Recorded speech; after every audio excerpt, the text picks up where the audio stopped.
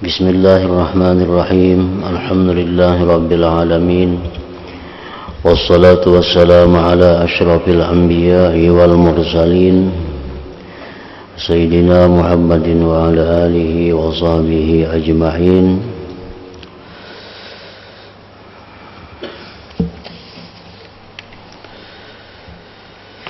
Ingatlah wahai orang yang hendak beramal.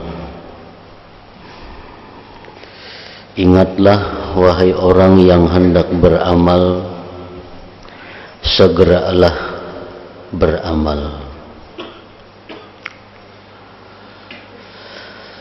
Segeralah beramal. Orang yang berniat tekun beribadah, hendaklah cepat-cepat memeras kemampuannya untuk mencapai kedudukan yang agung ini. Dan perlu diketahui bahwa semua ini sangatlah sedikit jika dibandingkan dengan apa yang menjadi kebutuhan dan dicari-cari serta diusahakan. Hendaknya diketahui pula bahwa secara umum hamba itu mesti melakukan 4 perkara, yaitu ilmu, yang kedua amal, yang ketiga ikhlas, dan yang keempat takut. Pada permulaan harus mengetahui jalan mana yang dituju. Itulah gunanya ilmu. Itulah manfaatnya ilmu, agar mengetahui jalan mana yang dituju. Apakah jalan yang diridhai oleh Allah atau jalan syaitan yang dimurkai oleh Allah. Lalu mengamalkan ilmu. Kalau tidak mengamalkannya ilmu, tentu terhalang. Kemudian ikhlas beramal. Kalau tidak, tentu rugi. Selanjutnya tidak boleh berhenti takut dari penyakit-penyakit, afat ilmu, cacat-cacat amal, dan afat penyakit-penyakit ikhlas, sehingga merasa aman jika tidak. Tentu menjadi orang yang terbujuk syaitan, magrur ngarannya.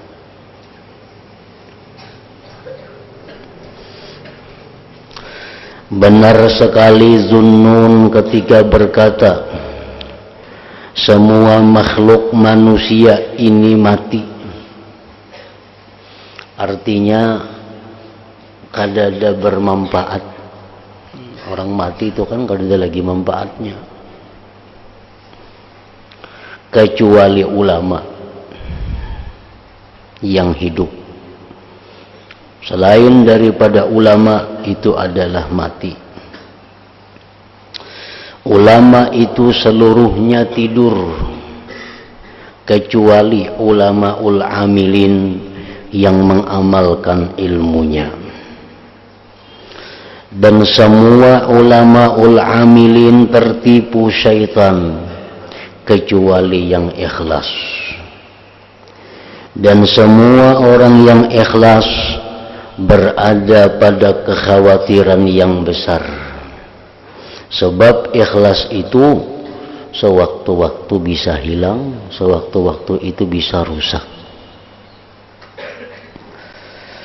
Nah, sangat mengherankan adalah 4 perkara ini.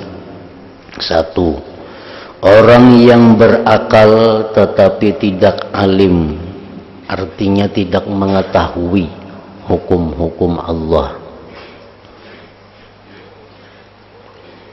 Orang semacam ini apakah tidak menaruh perhatian untuk mengetahui apa yang berada di hadapannya? Apakah ia tidak merasa perlu mengetahui apa yang akan dilihatnya sesudah mati? Dengan memikirkan dalil-dalil, suri teladan, mendengarkan ayat-ayat Allah dan ancaman-ancamannya. Allah Ta'ala berfirman, awalam yanzuru fi malakutis samawati wal ard wa ma khalaqallahu min syai'. Artinya, apakah orang-orang itu tidak merenungkan kerajaan langit dan bumi serta apa yang diciptakan oleh Allah? Dan firman Allah Ta'ala, ala yazunnu ulaika annahum mab'uthun liyaumin azim. Artinya, apakah orang-orang itu tidak mempunyai sangkaan bahwa mereka akan dihidupkan kembali pada hari yang mengerikan? Nah, itu adalah dalil-dalil yang menyuruh kita agar kita menuntut ilmu, agar kita belajar hukum-hukum Allah, terutama hukum-hukum Allah yang kita berada di hadapannya.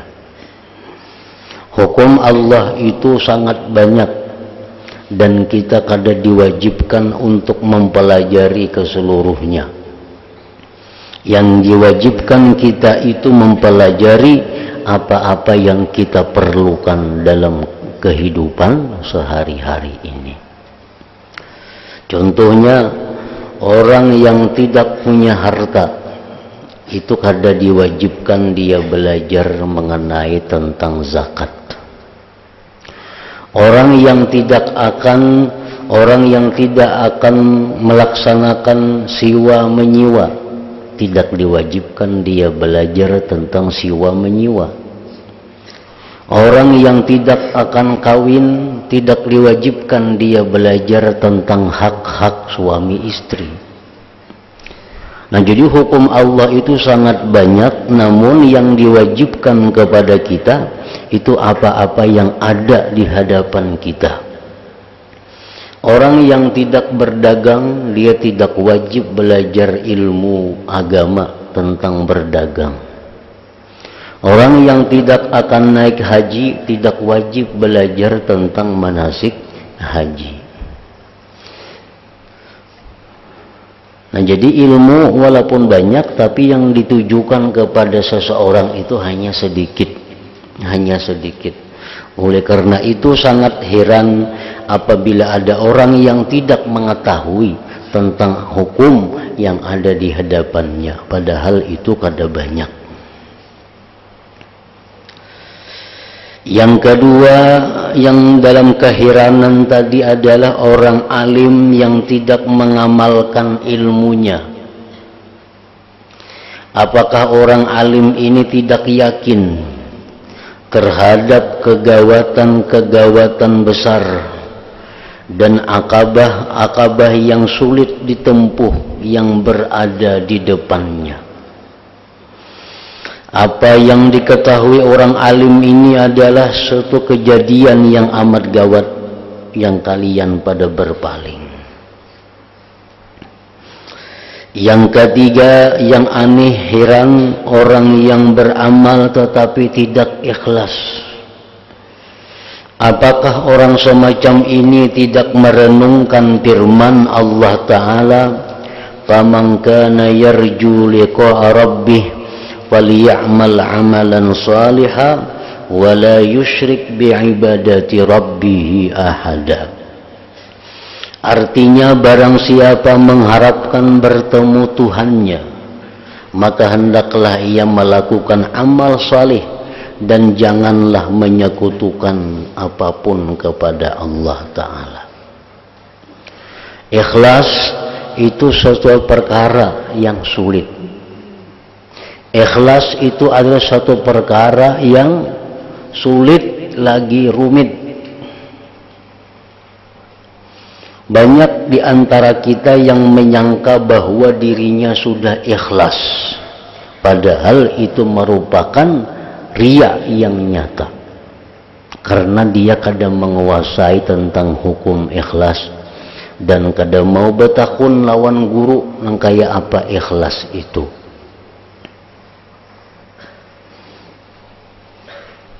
Banyak demikian terjadi, merasa bahwa dirinya itu ikhlas. Nah, merasa ikhlas. Didengar pemandirannya, didengar tutur katanya, kayak ikhlas perasaannya. Padahal itu satu kenyataan, sesuatu yang riya. Tetapi inya kadang mengerti tentang ikhlas itu hanya tahu seputung-seputung. Nah, oleh karena itu kewajiban bagi setiap orang agar bertindak itu dengan ilmu. Dengan ilmu. Apabila kada jelas, betakun. Betakun.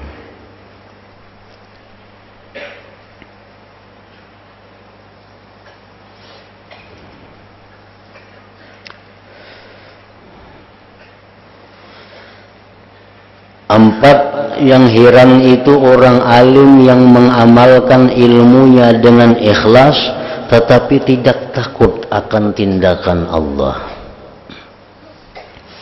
Apakah orang ini tidak memikirkan tindakan Allah terhadap para hamba pilihannya dan para kekasihnya serta orang-orang yang melayaninya, yang menunjukkan dengan mapan antara Allah dan makhluknya, hingga Allah berfirman kepada makhluknya yang paling mulia, Nabi Muhammad sallallahu alaihi wasallam, "Walaqad uhiya ilaika wa ilal ladzina min qablik."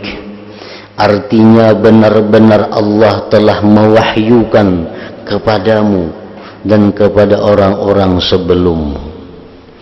Dan sebagiannya sampai-sampai diceritakan bahwa Rasulullah sallallahu alaihi wasallam bersabda, "Syayyabatni Hudun wa akhawatuha." Artinya yang membuat beruban adalah surah Hud dan sebangsanya.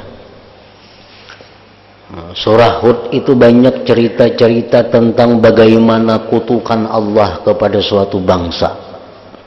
Surah Hud itu banyak menceritakan bagaimana orang-orang yang terperdaya.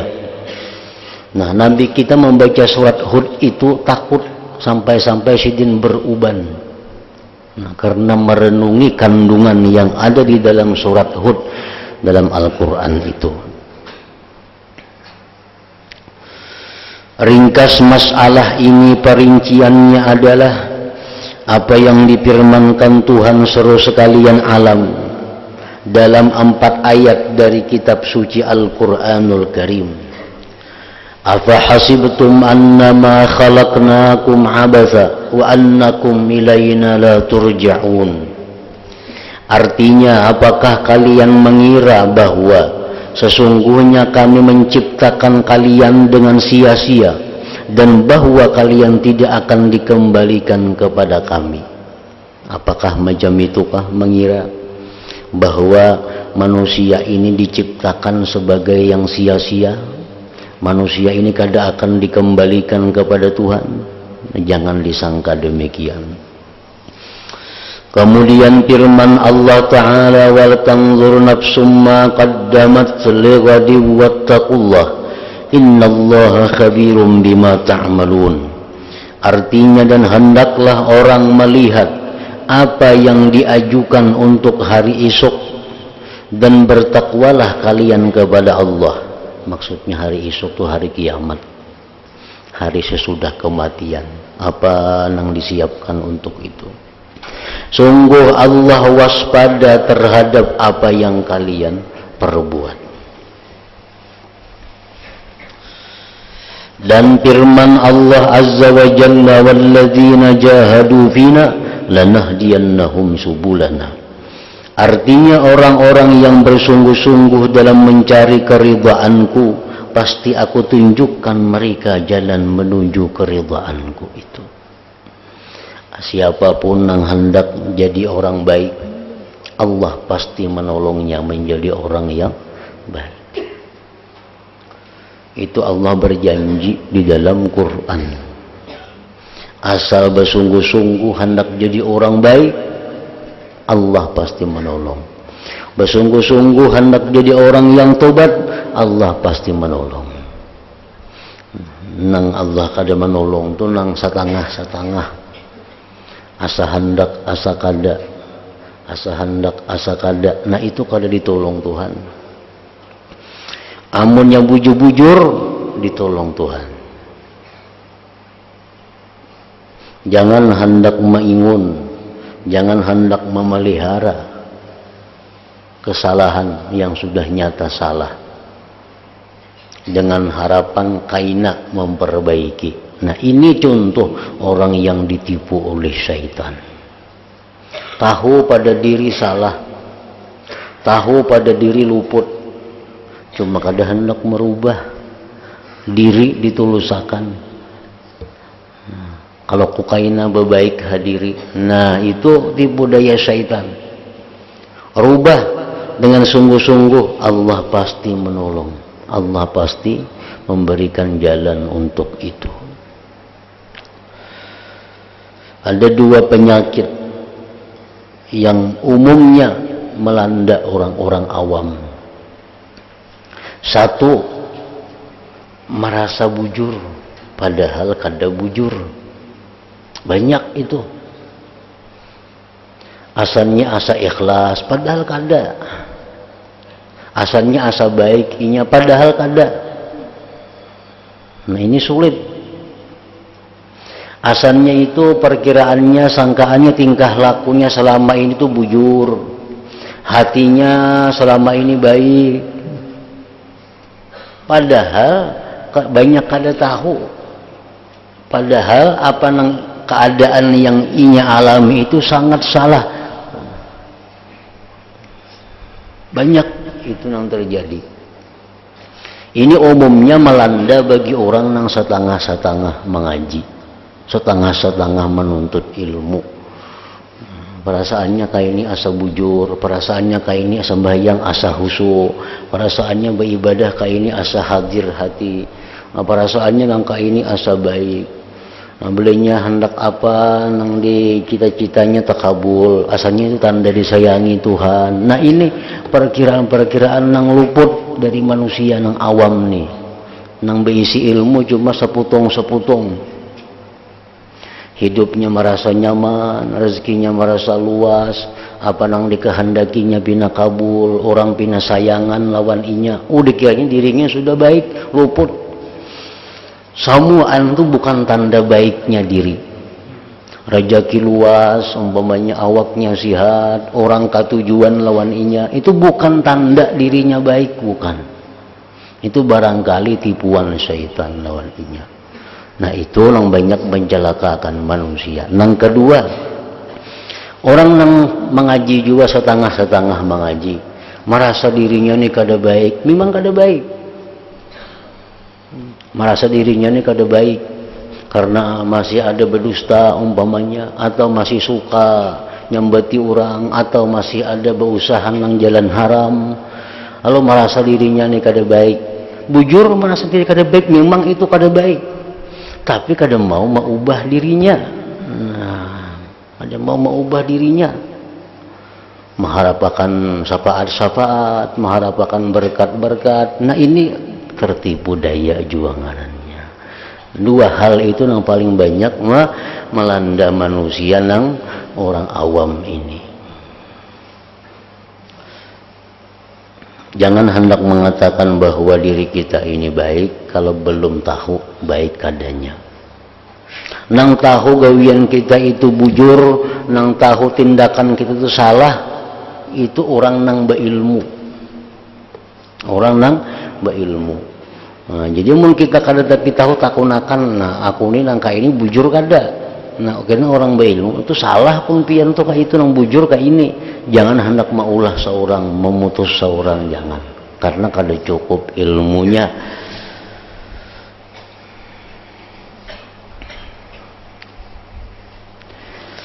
Wa man jahada fa innama yujahidu li nafsihi innallaha la ghaniyyun 'anil 'alamin. Artinya barang siapa memerangi nafsunya, maka sebenarnya ia berperang untuk dirinya sendiri. Sungguh Allah Ta'ala maha kaya, tidak perlu dari seluruh alam. Orang yang bersusah payah memperbaiki dirinya, hasilnya untuk dirinya juga, bukan untuk Allah. Allah maha kaya. Abang kita berhimat, bersungguh nuntut ilmu sehingga menjadi alim. Sagan siapa nang nyamannya, sagan inya juga. Kalau pang sagan Tuhan, kada ada sangkut pautnya lawan Tuhan. Tuhan kada mau urus itu. Tuhan kita hendak jadi alim, hendak jadi kada, hendak Tuhan kada terganggu. Lain kita lawan anak, mun anak nakal kita susah. Kalau anak pintar kita nyaman. Kalau anak jaya kita umpat jaya. Kalau anak melarat kita umpat melarat. Itu manusia. Kalau Allah Ta'ala ini kita hendak taat, kita hendak maksiat, kita hendak jadi orang. Tuhan kada ada sangkut paut, Tuhan kada tergantung lawan kita ini. Tuhan tetap maha besar dengan kebesarannya, Tuhan maha kuasa dengan kekuasaannya, Tuhan maha jaya dengan kejayaannya. Ada orang yang jaya dengan ilmunya, begitu ilmunya hilang, hilang kejayaannya.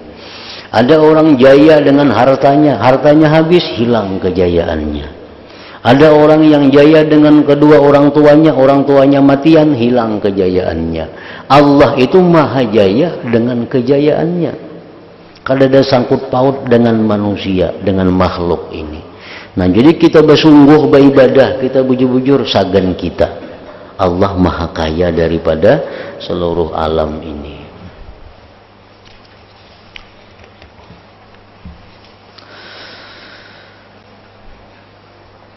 Aku mohon ampun kepada Allah Ta'ala, ujar pengarang ini, dari segala apa yang menyebabkan terpelisitnya telapak kakiku,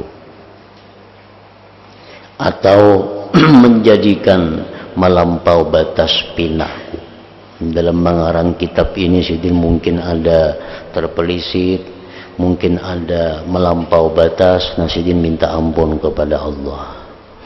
Aku mohon ampunan kepadanya dari semua ucapanku yang tidak sesuai dengan amalku. Aku minta ampun dari semua ucapanku yang tidak sesuai dengan amalku. Aku memohon ampun kepada Allah dari segala apa yang ku akui dan ku nampakkan, yaitu mengaku mengetahui tentang agama Allah, sementara itu aku gegabah dalam melaksanakannya. Aku mohon ampun kepadanya dari setiap gerak hati yang mendorong diriku untuk menghiasi diriku dalam kitab yang kutulis, atau pembicaraan yang kususun, atau ilmu yang kuajarkan. Aku memohon kepada Allah, semoga Dia Allah berkenan menjadikanku dan kalian semua, wahai para saudaraku, bisa mengamalkan apa yang kita ketahui dan hanya mengharapkan ridhanya Allah Subhanahu wa ta'ala. Semoga Allah tidak menjadikan ilmu yang kita ketahui sebagai sebab kerusakan kita. Semoga Allah tidak menjadikan ilmu yang kita ketahui sebagai sebab kerusakan kita. Karena ilmu itu pada dasarnya adalah sesuatu kebaikan. Ilmu agama, ilmu tentang syariat Allah, ilmu tentang hukum Allah, itu sebenarnya satu kebaikan. Cuma kada sedikit manusia yang menjadi hancur dengan ilmunya. Sebagaimana juga manusia itu hancur dengan tidak ada ilmu. Jadi sama, berimbang aja. Banyak manusia yang hancur karena tidak ada ilmu. Tapi banyak juga manusia yang dihancurkan oleh ilmunya. Nah, manusia yang dihancurkan oleh ilmunya itu manusia macam apa? Manusia-manusia yang karena dia punya ilmu, lalu dia gunakan ilmunya untuk mencari kekuasaan duniawi. Dia gunakan ilmunya untuk mencari pangkat kehormatan dunia. Dia jadikan ilmunya untuk alat sebagai mengumpul harta kekayaan dunia.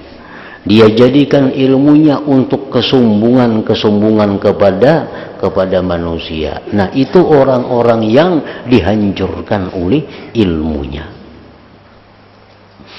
Jadi kalau manusia banyak hancur karena kadaba ilmu, manusia banyak juga hancur karena ilmu. Nah, Imam Ghazali dalam penutupan kitab ini, beliau memohon kepada Allah Subhanahu wa ta'ala agar tidak menjadikan ilmu yang kita ketahui sebagai sebab kerusakan kita. Semoga Allah berkenan meletakkan ilmu kita pada timbangan amal-amal saleh. Nah, semoga Allah berkenan meletakkan ilmu kita pada timbangan amal-amal saleh. Itu artinya ilmu yang bermanfaat. Nah, ilmu yang bermanfaat itu andaknya di akhirat kaina di timbangan amal-amal kebaikan. Sedangkan ilmu-ilmu yang kada bermanfaat itu nah diletakkan dalam amal-amal kejahatan. Sama kayak orang berisi pisau. Sama orang berisi pisau. Dengan pisau dia bisa ambil manfaat, dengan pisau dia bisa jadi mudarat. Nah, bila pisau digunakannya untuk yang baik-baik, untuk memotong ini, memotong sayur, memotong daging, memotong iwak, memotong apa, nah pisau bermanfaat lawan dirinya. Tapi bila pisau digunakannya untuk mencucuk orang lain, melukai orang lain, itu pisau jadi mudarat lawan inya. Pisaunya sama, pisau itu juga. Nah, sama ilmunya Al-Quran juga, ilmunya hadis juga. Tapi penggunaannya itu yang bisa memanfaatkan lawan dia, bisa memudaratkan lawan inya. Ilmu yang bermanfaat jatuhnya kepada timbangan amal saleh. Semoga Allah berkenan meletakkan ilmu kita pada timbangan amal-amal saleh kita. Amal-amal itu dikembalikan kepada kita. Allah Ta'ala adalah zat yang maha pemurah lagi maha mulia. Syekh Abu Hamid Al-Ghazali radhiyallahu anhu menutup kitabnya dengan berkata, semoga apa yang kututurkan di atas adalah hal-hal yang aku inginkan menuturkannya dalam menerangkan cara-cara meniti jalan akhirat. Dan aku telah memenuhi apa yang menjadi maksudku. Tiada lain aku memuji Allah yang lantaran nikmatnya semua perbuatan baik menjadi sempurna, dan sebab anugerahnya berkah Allah yang bermacam-macam lalu turun. Jadi kitab yang kita baca ini dari jilid 1 sampai jilid 5 yang terakhir ini, itu intinya hanya beberapa hal. Pertama, intinya adalah bagaimana agar amal ibadah kita itu sah. Amal ibadah kita itu sah. Itu intinya. Yang kedua, agar amal ibadah kita yang sah itu diterima oleh Allah Subhanahu wa ta'ala. Nah, yang ketiga, agar amal ibadah kita itu makin hari makin baik kualitasnya. Yang ketiga, agar amal ibadah kita itu makin hari makin baik kualitasnya. Nah, yang keempat, agar amal ibadah kita ini bukan hanya diterima Allah, tapi bisa sampai kita nikmati di akhirat kaina. Nah itu inti dari kitab nang panjang lebar ini. Itu aja sama dengannya. Kayak apa cara supaya ibadah kita sah, kayak apa cara ibadah kita itu supaya diterima Allah, kayak apa cara supaya ibadah kita itu tiap hari makin baik kualitasnya. Nah, yang keempat, kayak apa cara ibadah kita ini agar bisa kita nikmati pahalanya di akhirat kelak. Nah itu, karena ada amal tapi kada sah, ada gunanya. Ada amal yang sah tapi kada diterima, sama aja. Ada amal yang diterima tapi kualitasnya kada bertambah, rugi. Ada amal yang diterima, yang sah diterima, kualitasnya makin bertambah, tapi kada sampai mati amalnya habis, sia-sia juga. Nah jadi 4 macam itu inti daripada kitab Minhajul Abidin ini. Wa sallallahu ala khairi maulud da'a ila afdali ma'bud sayyidina Muhammadin nabi wa ala alihi wa sallama tasliman katsiran tayyiban mubarakan fi ala kulli hal. Ila hadratin nabi sallallahu alaihi wasallam. Al-Fatihah. A'udzu billahi minasyaitonir rajim. Iyyaka na'budu wa iyyaka nasta'in ihdinas siratal mustaqim. Bismillahirrahmanirrahim. Alhamdulillah rabbil alamin. Wa shalli wa sallim ala sayyidina Muhammad wa alihi wa sahbihi ajma'in. Allahumma ighfir lana ma akhta'na wa ma ta'ammadna wa ma asrarna wa ma 'alanna wa ma asrafna wa ma anta a'lam bihi minna. Antal muqaddimu wa antal muakhiru la ilaha illa anta. Allahumma anfa'na bima 'allamtana wa 'allimna ma yanfa'una wa zidna fahman wa ilman wa 'amalan wa hudan wa tawfiqa bi rahmatik ya arhamar rahimin. Sallallahu alaihi wasallam Muhammad wa alihi wa sallam. Alhamdulillah rabbil alamin.